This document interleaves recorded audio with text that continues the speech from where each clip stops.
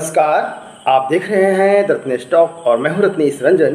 मेरे सभी सामाजिक परिवार के सदस्यों का बहुत बहुत स्वागत है। जावेद अख्तर का हिंदू प्रेम क्या कहलाता है? एक ऐसा शख्स जो गंगा यमुना तहजीब की बातें करता है, सेकुलरिज्म की बातें करता है, लेकिन सोच मानसिकता जहरीली है, जिहादी है, इसमें भी कोई दो राय नहीं है, क्योंकि समय समय पर वह जहर उगलता रहता है और यह जहर हम सभी ने देखा है। अभी हाल में ही हमने देखा, हम सब ने, कि किस तरह से 5-6 दिन पहले एक टीवी चैनल पर जाकर के आरएसएस वीएचपी जैसे हिंदू संगठन की तुलना तालिबान से करता है और अभी 2 दिन पहले हिंदू को सहिष्णु बता रहा है, जबकि अब तक इंटॉलरेंस बता रहा था और अब टॉलरेंस बता रहा है हिंदुओं को। कहने का मतलब कि जावेद अख्तर के अनुसार अब हिंदू बहुत उदारवादी हैं। पूरे दुनिया भर में हिंदुओं से ज़्यादा उदारवादी बहुसंख्यक नहीं है। और यह शब्द जावेद अख्तर के हैं, जो कि उसने पिछले दिनों या यूँ कहें 2 दिन पहले शिवसेना का जो मुख्य पत्र है सामना, उसमें वह लेख लिखता है। तो इस लेख में हिंदू प्रेम के मायने क्या है?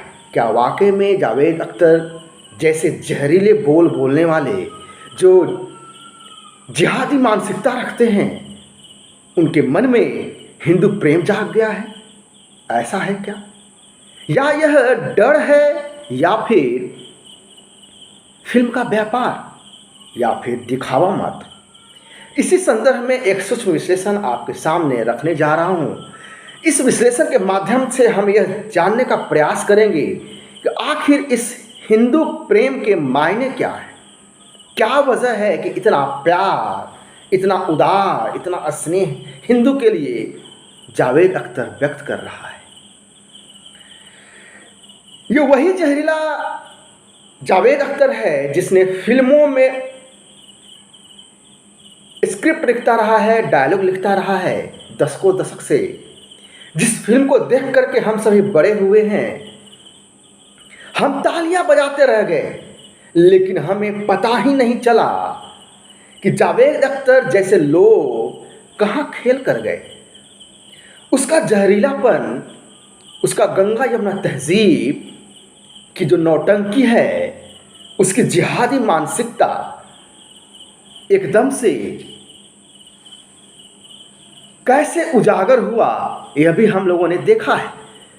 जब हमने देखा कि तालिबान से प्यार और मोहब्बत की बातें कर रहा था, तालिबान की हिमाकत इसके जैसे लोग ही कर रहे थे। चैनल पर उसकी मजहबी कट्टरता दुनिया भर में देखी गई कि इस्लामिक कट्टरता का कौन सा रूप हम सबके बीच है, किस रूप और किस स्वरूप में है। हिंदुत्व की तुलना तालिबान से, यह हमने देखा कि कैसे जावेद अख्तर और उसके जैसे लोगों ने करा है। लेकिन गौर करने लायक बात यह है कि जावेद अख्तर लेख के माध्यम से हिंदू प्रेम व्यक्त करता है। क्यों भाई, ऐसा क्या हो गया? रातों रात यह हिंदू प्रेम कैसे जाग गया? एक मुस्लिम व्यक्ति के हृदय में देशभक्ति की जो भावना है, इस पर सवाल मैं नहीं, जबकि स्वयं भारत के प्रथम गृह मंत्री कर चुके हैं।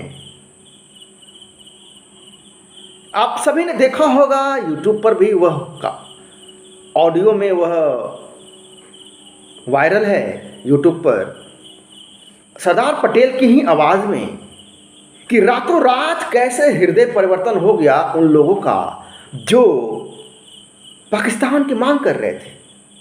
जो लोग पाकिस्तान की मांग कर रहे थे वो यहीं रह गए, और जो पाकिस्तान की मांग नहीं किए उनको पाकिस्तान बना के दे दिया गया। यह शब्द मेरे नहीं हैं, स्वयं सरदार पटेल जी का है, जिन्हें हम लौह पुरुष के रूप में जानते हैं, भारत के प्रथम गृह मंत्री के रूप में जानते हैं। लेख छपता है शिवसेना के मुखपत्र पर, सामना में, सामना मुंबई में छपता है। मुंबई मतलब बॉलीवुड फिल्मों की मंडी, और शिवसेना के इशारे पर बिना बॉलीवुड, उसके इशारे के बिना बॉलीवुड में कोई काम कर ले, ऐसा हो भी नहीं सकता है। तो जावेद अख्तर ने चापलूसी करना शुरू कर दी, बड़े ही चालाकी और चतुराई से, और लेख लिखता है और लेख में कहता है कि भारत भी कभी भी अफगानिस्तान नहीं बन सकता, भारत कभी भी अफगानिस्तान नहीं बन सकता है। दुनिया में हिंदू से बड़ा कोई सहिष्णु बहुसंख्यक नहीं है, यह लेख में कह रहा है। भारतीय स्वभाव में कट्टरता नहीं देखी जाती है। इस जावेद अख्तर की धूर्तता, चालाकी देखिए कि अफगानिस्तान भी हमारा था, कभी पाकिस्तान भी हमारा था, बांग्लादेश भी हमारा था किसी समय पर, लेकिन आज वहाँ इतनी कट्टरता क्यों है? यदि भारतीयों के स्वभाव में कट्टरता नहीं है तो फिर अफगानिस्तान, पाकिस्तान और बांग्लादेश जैसे जो देश हैं वह भारत के भूखंड से अलग क्यों हैं आज के तारीख में? आज वहाँ इतनी कट्टरता क्यों देखी जाती है कि अफगानिस्तान के मुस्लिम ही मुस्लिम पे अत्याचार करते हैं और वहाँ के लोगों को भाग करके भारत में शरण देने की बात की जाती है, और वो भी मानवता के आधार पर। मानो कि मानवता का ठेका भारत ने ले रखा है, यह भी अपने आप में एक बड़ा सवाल है। यदि भारतीयता में कट्टरता नहीं है तो फिर पाकिस्तान, बांग्लादेश, अफगानिस्तान में कट्टरता क्यों? किसके वजह से? इन सभी जगहों पर कट्टरता इसीलिए है, मैं एक बार फिर बता दूं, इन सभी जगहों पे कट्टरता इसलिए है क्योंकि वहाँ एक खास मजहब ने दूसरे मजहब को खात्मा करने का संकल्प ले रखा है। क्योंकि गज़वाए हिंद लाना है पूरे दुनिया में, एक मजहबी झंडे के तले उस चपटी धरती को लाना है, और यूँ कहें कि शरिया कानून, ऐसा मजहब जिन लोग जो मानते हैं उनके लिए देश सर्वोपरि नहीं है, देश का संविधान सर्वोपरि नहीं है, देश का कानून सर्वोपरि नहीं है। सर्वोपरि यदि है तो वो शरिया कानून है। और यही जिहादी मानसिकता और यही कट्टरता अफगानिस्तान से लोगों को भागने पे मजबूर कर रहा है। यही कट्टरता आज के तारीख में बांग्लादेश में और पाकिस्तान में हिंदुओं की जनसंख्या कितनी है आप सब जानते हैं कि क्यों और कैसे हिंदुओं को मारा गया, पीटा गया, भगाया गया और ज़बरदस्ती कन्वर्ट किया गया, और यदि उन्होंने नहीं किया तो उनके बहू बेटियों के साथ दुष्कर्म भी किए जाते रहे हैं। ऐसी खबरें हम सबके सामने आती रही हैं। तो ये दुष्टता और दुष्कर्म और जो कट्टरता है वह एक खास मजहब में है, उसमें भी कोई दो राय नहीं है। इसके अलावा मैं अब बता दूं कि भारतीयता के स्वभाव में कट्टरता नहीं है, ऐसा जावेद अख्तर का कहना है। ये जिहादी मानसिकता वाला जो जावेद एक तरफ कहता है कि हिंदू दुनिया का सबसे बड़ा सहिष्णु, सबसे बड़ा टॉलरेंस बहुसंख्यक है, तो वहीं दूसरी ओर बड़े ही धूर्तता और चालाकी से यह भी कहा जाता है कि आरएसएस भी तालिबान की तरह है, वीएचपी, बजरंग दल जैसे जो हिंदू संगठन हैं वह भी तालिबान की तरह ही है। वह अपने लेख में आगे लिखता है कि शिवसेना को कोई तालिबान कैसे कह सकता है, अब देखिए शिवसेना की महिमा मंडन क्यों? आप वीडियो के साथ बने रहिए, आपको समझ में आएगा कि ये महिमा मंडन किस बात के लिए। दरअसल जावेद अख्तर को पता है कि यदि मुंबई में रहना है, फिल्मों में काम करना है, फिल्मों को रिलीज़ होने देना है और कंगना की तरह घर नहीं तुड़वाना है, फिल्मों में अपनी पत्नी, खुद की और उसके बेटे फरहान अख्तर की यदि दुकानें बंद नहीं करवानी है, तो जावेद अख्तर को डर सताने लगा कि बेटे फरहान अख्तर और बीवी शबाना आज़मी की दुकान बंद ना हो जाए। फिल्मों की जो दुकान है इनकी, तो घुटनों के बल गिर के हिंदुओं की तारीफ, हिंदुत्व की तारीफ, भारतीयता की तारीफ करने लगा। इस पर आप गौर करें कि किस तरह का षड्यंत्र अब तक ये जिहादी मानसिकता वाले करते आए हैं।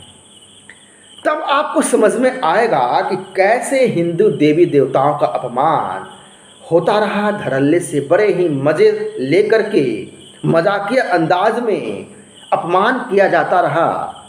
कलात्मक अभिव्यक्ति के नाम पर ये अपमान किया जाता रहा, मजाक उड़ाया जाता रहा। लेकिन मोहम्मद जीसस क्राइस्ट का अपमान कभी आपने देखा है क्या?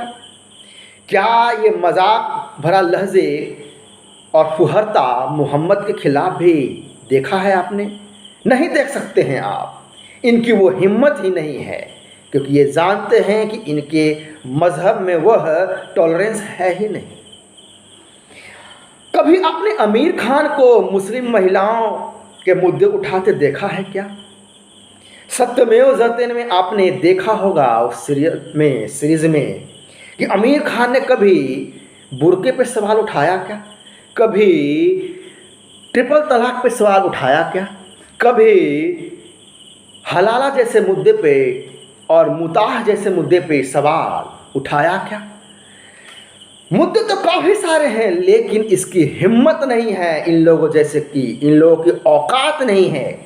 इनकी फुहरता, इनका मजाक और जो अपमानजनक शब्द होते हैं वो सनातन धर्म, हिंदू संस्कृति परंपरा के लिए होते हैं, हिंदू देवी देवताओं के लिए होते हैं। और विडंबना तो यह है कि मज़े लेते हैं, ताली भी बजाते हैं इनके मजाक, इनके डायलॉग, इनके फिल्में देख करके स्वयं हिंदू हैं। और ये वो हिंदू हैं जो अपने आप को सेकुलर हिंदू कहते हैं। तब आपको समझ में आएगा कि आपके साथ क्या खेला हो गया।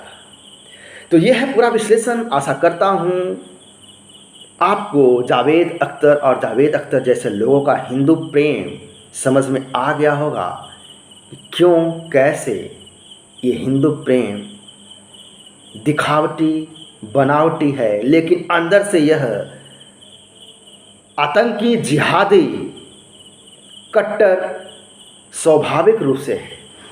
नमस्कार, जय हिंद, वंदे मातरम।